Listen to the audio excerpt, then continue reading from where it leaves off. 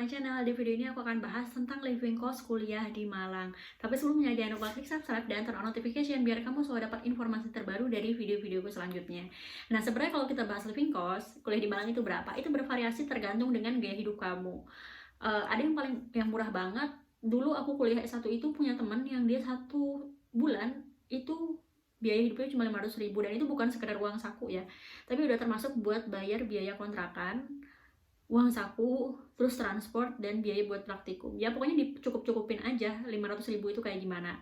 Tapi di sisi lain ada yang harga 1 juta itu baru buat 1 kamar kosan aja, belum sama makannya, hedonnya, biaya praktikum, dan lain-lain. Artinya bervariasi ya. Cuma kalau misalnya secara umum untuk living cost itu apa sih yang perlu dipertimbangkan ketika memutuskan lanjut kuliah? Nah, pertama, yang perlu dipertimbangkan adalah tempat tinggal. Nah, kamu tinggalnya di mana nih? Ini akan berpengaruh terhadap biaya yang dikeluarkan untuk tempat tinggal. Yang pertama, apakah kamu orang Malang? Kalau orang Malang menurut saya nggak ada masalah, karena mungkin kamu masih tinggal sama orang tua nih. Apalagi kalau misalnya lokasi rumahnya itu dekat kampus. Nah, tapi tidak menutup kemungkinan bahwa orang Malang pun akan mengeluarkan biaya untuk kos atau tinggal berpisah dari orang tuanya saat kuliah. Soalnya aku punya temen yang dia itu rumahnya sekitar mungkin 10 km dari kampus, tapi dia nggak mau PP tiap hari nih. Dia pengennya tinggal di ngekos aja deket kampus kayak gitu, jarak 1 atau 2 km. Ya ini berarti biaya lagi ya. Nah, terus udah itu tempat tinggal milihnya di mana nih? Selain di rumah orang tua, bisa ngekos, terus atau menentukan kontrakan, apartemen, atau beli rumah. Atau mungkin bisa ikut saudara juga nih. Nah, jadi kalau misal kos, apa sih yang dipertimbangkan? Nah, kalau kos, yang kamu harus pertimbangkan adalah lokasinya. Terus udah itu fasilitas yang ikut di kos itu apa aja. Jadi kita mungkin ngerasa nih, kosnya murah nih. Lokasinya di mana dulu? Kalau misalnya jauh dari kampus, perlu pertimbangan nih transportnya. Transportnya pakai apa lagi nih? Atau kalau enggak, aku akan jalan kaki nih biar murah. Kalau gitu berarti waktu nih. Terus sama energi.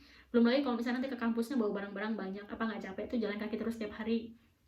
Nah, udah itu kedua, kontrakan nih. Kontrakan itu banyak yang berpikir bahwa jatuhnya nanti akan lebih murah. Karena misalnya kalau kosan standarnya di Malang nih sekitar 500.000 sampai 1 jutaan. Misalnya kalau misalnya kosan 1 kamar kecil gitu 1 juta nih, seandainya 1 tahun berarti 12 juta. Padahal kalau misalnya kontrakan 12 juta itu bisa dapat ruang tamu, dapur, kamar 2 nih. Lumayan kan ya. Nah, tapi perlu dipertimbangin kosan itu biasanya sudah ada isinya, udah ada standar lah, misalnya kayak lemari, meja, terus udah itu kursi sama tempat tidur. Tapi kalau kontrakan biasanya dapat kosongan. Kalau misalnya mau yang udah ada isinya, itu biasanya harganya lebih mahal, dan kita juga nggak tahu sih kalau misalnya dapat isinya apakah isinya bagus atau bekas dari orang yang kontrak sebelumnya, dan nggak tahu kondisinya kayak apa kan. Kalau kamu memutuskan tinggal di apartemen, sebenarnya apartemen ini di Malang baru mulai ada sekitar 5 tahunan yang lalu, dan sekarang itu malah tambah lebih banyak lagi, dan jadi kamu akan punya pilihan apartemen yang lebih banyak kalau bisa mau kuliah tahun ini atau tahun-tahun selanjutnya. Dan apartemen ini lokasinya sangat strategis dari kampus maupun dari pusat perekonomian di Kota Malang. Tapi yang harus kamu pertimbangin, sebenarnya beli apartemen itu harganya udah, kalau di Malang ya, seharga beli 1 buah rumah. Sementara apartemen itu baru setara dengan harga apartemen ukuran studio atau ukuran 1 kamar aja. Dan juga perlu diperhatikan bahwa ketika kamu memutuskan untuk membeli apartemen, setiap bulan itu ada service charge lagi, dan ini biayanya start from 300 ribuan lah.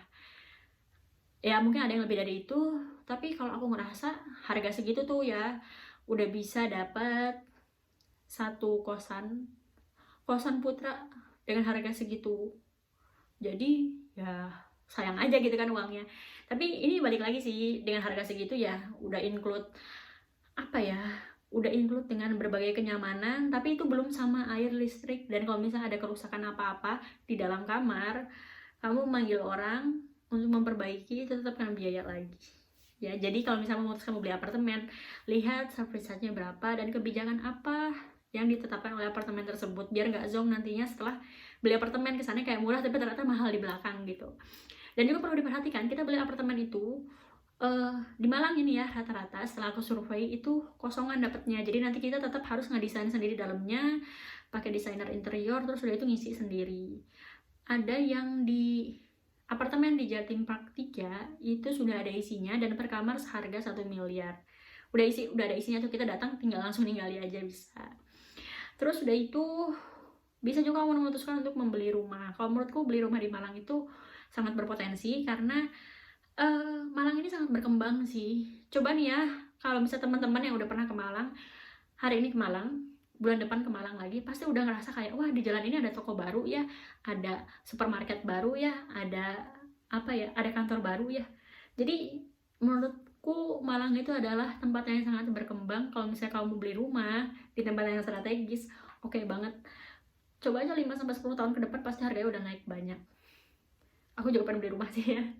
Atau kalau enggak, pilihan lainnya adalah seandainya kamu bukan orang Malang dan memutuskan untuk kuliah di Malang, merantau gitu, ternyata di sini ada saudara, kamu kan bisa memutuskan untuk tinggal di rumah saudara. Cuma dari beberapa orang temanku yang awalnya tinggal di rumah saudara, biasa mereka bertahan 1 semester sampai 1 tahun, nggak bisa bertahan lebih dari itu. Kenapa? Karena tinggal di rumah saudara tuh ya nggak enak, karena kita tinggal di keluarga orang lain gitu, terus kita kayak orang lain sendiri yang ada di keluarga tersebut gitu.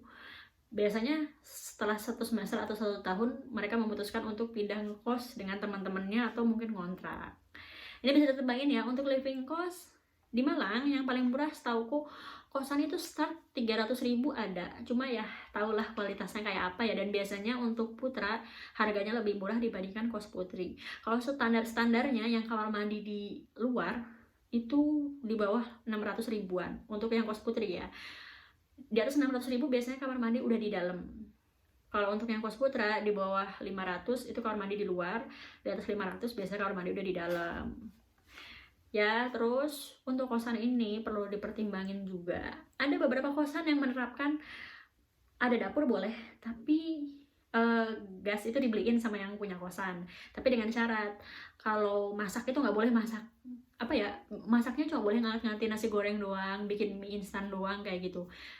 Biar apa? Biar fair antara semua anak kosan. Jadi kalau misalnya satu orang nggak masak, satunya lagi masak rendang kayak gitu berjam-jam, ya nggak fair kan ya. Ada yang kayak gitu nih, itu juga aku baru tahu. Tapi beberapa kosan yang lain biasanya menyediakan dapur aja, gas ya patungan sendiri anak kosan. Ada juga yang kayak gitu. Jadi nanti kalau misalnya memutuskan mau tinggal di kosan, di awal pastikan kamu tanya harga kosnya berapa, sudah include apa aja, ada wifi nggak, air sama listrik bayar sendiri lagi jangan-jangan ya, atau enggak, atau dapur ada nggak nih, tempat jemuran ada nggak, nyucinya kayak gimana, itu semua harus ditanyain di awal. Mungkin kelihatan rewel, tapi jangan sampai gara-gara kamu nggak bertanya di awal terus kamu malah nyesel, kan kamu juga bayar buat tinggal di kosan itu. Itu yang pertama untuk tempat tinggal. Banyak banget ya. Oke. Yang kedua harus pertimbangin adalah biaya untuk utilitas. Biaya utilitas itu apa sih?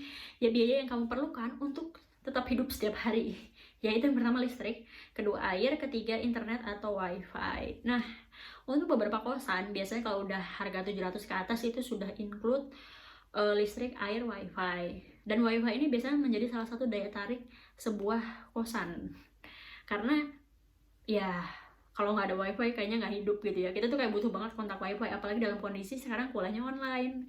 Wifi itu kayak harus banget setiap hari. Nah, biasanya untuk tempat tinggal dengan wifi, kosan dengan wifi itu harganya lebih mahal dibandingkan yang tanpa wifi. Terus kalau misalnya kosan ini kamu perlu tahu nih, listrik sama air bayar sendiri nggak? Dan ada juga sih yang dengan harga di atas 700 kos putri, listrik sama air tetap bayar sendiri. Ada juga tuh. Ya udah, pinter-pinter cari aja deh. Coba ya pasti gini nih, semakin dekat ke kampus pasti harga lebih mahal dibandingkan yang agak jauh dari kampus. Ya tergantung kamu menentukan pengen yang mana nih. Agak jauh nggak apa-apa deh, yang penting murah, atau nggak apa-apa mahal, yang penting dekat jadi aksesnya cepat ke kampus gitu kalau ada apa-apa kan. Ya terserah, tetap pertimbangin dulu segala sesuatunya. Nah terus kalau misalkan kamu memutuskan untuk kontraknya ini beneran dapat kosongan. Jadi sekalipun orang sebelumnya masang wifi, biasanya sebelum dia pindah dia nyabut dulu wifi-nya. Kecuali misalnya ini dia mau pindah terus tahu, oh kamu yang mau ngontrak selanjutnya ya, kamu lanjutin aja wifi-nya, mungkin bisa kayak gitu. Tapi kan biasanya orang mau pindah aja dulu. Yang punya rumah masih nyari-nyari siapa yang mau ngontrak selanjutnya. Nah biasanya wifi-nya diputus dulu nih. Ketika kamu masang wifi lagi, untuk biaya wifi yang bervariasi tergantung kamu mau pakai provider apa. Start from 200 sampai 300-an lah. Bisa lebih mahal dari itu kalau misalnya sama TV sama telepon juga. Tapi kalau misalnya wifi aja itu biasa lebih murah. Pertimbangin ya mau pakai providernya juga apa, dan pastikan kalau kamu pakai suatu provider itu tetangga-tetanggamu pakai provider itu juga. Misalnya kamu pakai IndiHome nih, tetanggamu pakai itu juga nggak? Kalau misalnya tetanggamu nggak pakai itu, ya otomatis narik kabelnya agak jauh, jadi biaya instalasi awalnya akan lebih mahal dibandingkan kalau misalnya di sekitar situ udah pakai provider tersebut juga. Jadi narik kabelnya nggak terlalu jauh, jadi instalasi awalnya nggak terlalu mahal. Kemudian yang ketiga yaitu untuk biaya makan. Nah, makanan ini kamu milih mau masak sendiri atau beli di luar. Kalau misalnya masak sendiri, kalau misalnya kau memfasilitasi dengan dapur yang layak, kalau bisa masak sendiri. Atau kalau nggak bisa ngontrak, biasanya sih pada beli kompor, atau kalau nggak ada yang bawa kompor dari rumah gitu ya. Ini biasanya akan lebih menekan biaya, cuma ya akan butuh waktu kan. Masak itu nggak sebentar. Terus sudah itu belum lagi kalau misalnya lauknya banyak nih yang disiapin ya kan. Nah, itu butuh waktu lagi. Tadi kalau misalnya kamu memutuskan aku mau beli aja di luar, nah belinya ini di mana nih? Kalau apakah beli di luar itu lebih murah atau lebih mahal daripada masak sendiri? Tergantung kamu mau belinya di mana. Kalau misalnya beli di kaki lima, atau beli di gerobak, atau beli di dalapan yang pinggir-pinggir jalan, itu ya harganya murah sih. Daripada kamu masak terus udah itu lama masak, apalagi kalau misalnya tinggal sendiri nih di kosan, mau masak nasi banyak nggak kemakan, mau masak nasi dikit-dikit sayang listriknya kan, akhirnya mending beli aja. Nah, kalau misalnya belinya di pinggir jalan itu lebih murah, tapi kalau misalnya kamu belinya pengen di restoran nih atau di kafe-kafe, ya harganya lumayan lah, bervariasi ya kafenya juga. Sebenarnya enaknya di Malang kamu punya banyak banget pilihan, dari yang paling murah sampai yang paling mahal juga ada. Mau dinner light candle di hotel, di rooftop hotel juga ada, tinggal kamu milih pengen yang mana gitu. Terus udah itu selanjutnya adalah transport nih. Kamu pengen transportnya kayak gimana? Untuk mahasiswa di Malang sendiri, biasanya di awal-awal nih, semester-semester awal, mereka masih jalan kaki nih, belum punya kendaraan. Tapi ada juga yang udah bawa motor dari awal. Dan di semester selanjutnya, mereka biasanya boleh bawa kendaraan, bisa motor atau mobil. Biasanya motor sih. Crowded banget pokoknya sekarang di Malang, karena setiap mahasiswa baru yang datang, mereka rata-rata bawa motor, atau kalau nggak beli motor. Sebenarnya lebih baik beli motor atau naik Gojek ya. Menurutku nih ya, mending beli motor aja. Kenapa? Karena kalau misalnya naik Gojek itu, kalau dulu ya, ojek online itu murah banget. Diskonnya banyak banget. Sekarang harganya udah parah mahal banget. 1 kilometer aja kayaknya jaraknya udah di atas 10.000 deh. Jadi menurutku that's not wise gitu. Jadi mending beli motor aja, selama kamu bisa ngerawatnya ya. Kalau misalnya ngerasa kalau aku beli motor atau ngirim motor, misalnya ini kamu di luar Jawa nih terus mau kuliah di Malang, terus kalau misalnya beli motor dari luar Jawa, dibawa dari rumah gitu terus dikirim, biaya kirimnya itu ya mahal juga. Mau beli di sini, nanti kalau misalnya udah lulus mau dikirim ya mahal juga, gimana dong ya. Nah, di Malang ini ada tempat jual beli motor bekas, atau kamu misalnya pengen beli motor baru, nggak apa-apa, beli motor baru di dealer resmi. Nanti misalnya udah lulus terus mau pulang kampung, tinggal dijual aja motornya. Lumayan sih selama kamu ngerawat ya. Jadi kalau misalnya pengen harganya mahal, ya dirawatlah sebaik mungkin motor atau kendaraanmu tersebut. Nanti kalau misalnya dijual harganya akan lebih mahal. Kalau mulus ya lebih mahal. Kalau misalnya udah rusak-rusak, pernah jatuh, terus lecet-lecet, ya harganya pasti akan lebih murah. Jadi menurutku itu solusi sih, karena mahasiswa baru yang tahun selanjutnya mau kuliah di Malang, pasti kan butuh kendaraan. Bisa nyari kendaraan, atau kamu juga bisa menjual secara langsung ke orang yang mau belinya. Jadi buat ngurangin biaya yang habis buat di maklarnya gitu. Jadi langsung hand to hand ke orang yang mau belinya. Jadi nggak ada perantaranya. Bisa juga kayak gitu. Yang penting banyak sih di grup-grup Facebook di Malang untuk jual beli kendaraan. Itu banyak banget. Nah, terus fasilitas lainnya kamu bisa naik ojol sih. Ojol sekarang di Malang ya ada apa aja? Ada Gojek, Grab, sama Maxim. Uber nggak ada. Terus kamu juga bisa naik angkot. Angkot ada loh di Malang, cuma kekurangannya angkot ini adalah dia tuh sering ngetem, pertama. Kedua, trayek angkotnya itu nggak ke semua tempat. Misalnya kayak daerah Sigura-gura nih, sekalipun di situ banyak banget wilayah-wilayah kosan, tapi nggak ada trayek angkot ke situ. Jadi kalau misalnya kamu kosnya misalnya daerah Sigura-gura, jaraknya 2 km dari kampus, ya nggak akan ada angkot. Jadi jalan kaki gitu ke kampus kan sayang banget. Kalau misalnya memutuskan naik ojek online, harganya mahal banget. Jadi Ya makanya saranku adalah pakai kendaraan pribadi sih, itu lebih baik. Tapi balik lagi, kalau misalnya kamu ngerasa aku jarang-jarang juga sih keluar apa ya, berkendara yang jauh, dan juga aku memilih tempat tinggal kos atau kontrakan yang dekat kampus, dan aku biasanya tiap hari ke kampus doang, nggak kemana-mana. Jadi pakai motor juga kayaknya nggak bakal kepake gitu. Ya udah, nggak usah beli motor, jalan kaki aja. Jalan kaki ini lebih sehat dan lebih hemat sih. Cuma ya agak lama, apalagi kalau misalnya kamu ngambil kosan atau kontrakan yang agak jauh dari kampus. Itu terus udah itu kamu juga bisa memutuskan untuk naik taksi. Di Malang ada taksinya nggak begitu banyak sih, cuma biasa taksi ini ada yang dia stay di depan gerbang kampus Universitas Brawijaya. Jadi kalau misalnya kamu merasa pengen naik taksi nih, taksinya ada tuh. Terus udah itu taksi offline ya. Kalau misalnya pengen naik taksi online, ya ojol itu ojol itu kan ada fasilitas taksinya. Terserah, banyak banget fasilitas yang ada di transportasi yang ada di Malang. Cuma di Malang ini tidak ada bis kota. Jadi untuk yang sekitar kotanya ya pakai angkot aja ya. Oke, selanjutnya adalah untuk biaya kuliah yang harus dipertimbangkan selanjutnya. Biaya kuliah ini tentu bervariasi tergantung dengan jurusan. Terus udah itu jenjang kamu S1, S2 atau S3 dan juga universitas kamu di mana. Katanya aku juga ngebandingin UKT paling tinggi itu di UB. Jadi UB itu adalah negeri rasa swasta gitu. Jadi saking mahalnya biaya kuliahnya. Nggak tahu sih ini yang bilang dari jurusan mana. Karena kalau misalnya nggak semua jurusan mahal ya. Kalau misalnya jurusan kayak kedokteran katanya sih mahal. Cuma aku nggak tahu berapa. Itu biaya kuliah ya, pertimbangin juga. Terus nanti ditotalkan dengan monthly spend, pengeluaran bulanannya. Ya belanja bulanan sih. Belanja bulanannya itu kalau pengen yang murah ya, aku kasih tahu. Di sekitar UB itu ada yang namanya Sardo. Sardo ini sebuah tempat belanja 3 lantai. Lantai 1 itu buat makanan, terus udah itu sama barang-barang yang habis pakai. Kayak alat mandi, terus udah itu alat untuk kebersihan, makanan kering, makanan basah. Terus itu di lantai 2 itu untuk pakaian. Pertama kali ke Malang misalnya, wah butuh karpet, butuh sejadah, butuh mukena nih, ada di lantai 2 semua. Terus udah itu di lantai 3 itu untuk yang barang-barang tidak habis pakai. Misalnya pertama kali ke Malang butuh magicom, butuh setrika, butuh sapu, ada di lantai 3 tuh. Nah kalau mau silahkan ke sana, karena menurutku itu murah banget. Ada satu lagi yang agak jauh. Ini lokasinya di wilayah Pasar, jaraknya sekitar 7 km dari Universitas Brawijaya, dan itu murah juga, namanya Ratu Swalayan. Tapi lumayan agak ke dalam. Cuma tanya sama tukang parkir aja, pasti tahu. Itu untuk monthly spend. Tapi kalau misalnya kamu merasa aku tidak mau repot, gampang. UB itu sampingnya ada mall namanya Matos. Di situ ada hypermart, tinggal belanja sepuasnya. Selama ada uang nggak masalah.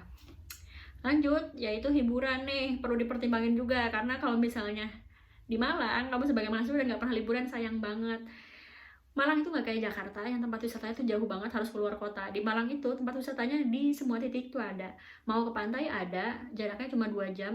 Dan itu pun masih pantainya pantai selatan Malang, jadi nggak harus pindah kota. Terus kalau misalnya mau ke gunung atau ke air terjun itu ada ke arah Batu aja, jaraknya 1 jaman sekitar 12 km. Terus udah itu kalau misalnya pengen ke Gunung Bromo bisa juga. Jadi fasilitas untuk berwisata tuh banyak banget di sekitar Malang. Termasuk kalau misalnya kamu nggak suka wisata alam nih, pengennya wisata kafe aja, banyak banget kafe di Malang, nggak usah tanya. Mulai dari kafe yang biasa aja sampai yang unik-unik. Terus udah itu yang paling murah sampai yang paling mahal ada semua. View-nya yang biasa aja di ruko-ruko sampai yang view-nya bagus banget, pemandangannya gunung atau view-nya pantai, itu ada semua. Terus udah itu perlu dipertimbangkan juga berapa sih biaya tak terduganya. Jadi kamu tetap harus punya dana darurat buat jaga-jaga seandainya nih misalnya tiba-tiba sakit gitu, tiba-tiba harus servis motor, biaya-biaya nggak terduga kayak gitu. Dan terakhir adalah kamu perlu mempertimbangkan untuk biaya praktikumnya nih. Jadi sebenarnya kuliah itu sudah include biaya untuk praktikum ya. Jadi kita kalau misalnya kuliah dan nanti praktikum, kita nggak usah beli glassware, nggak usah beli bahan baku. Cuma kadang-kadang nih kita tuh praktikum, misalnya kelompok A nih dapat tugas adalah untuk menganalisa kornet yang dijual di swalayan apa, membandingkan kornet A sama kornet B, ya kita yang beli sendiri keluar gitu. Cuma untuk bahan reagen-reagennya, terus udah itu alat-alatnya di laboratorium itu kita nggak usah beli lagi. Itu aja, terima kasih sudah menonton video yang panjang ini, semoga bermanfaat. Jangan lupa klik subscribe dan turn on notification. Kalau kamu mau kuliah ke Malang tahun ini, jawab dong di kolom komentar biar sharing.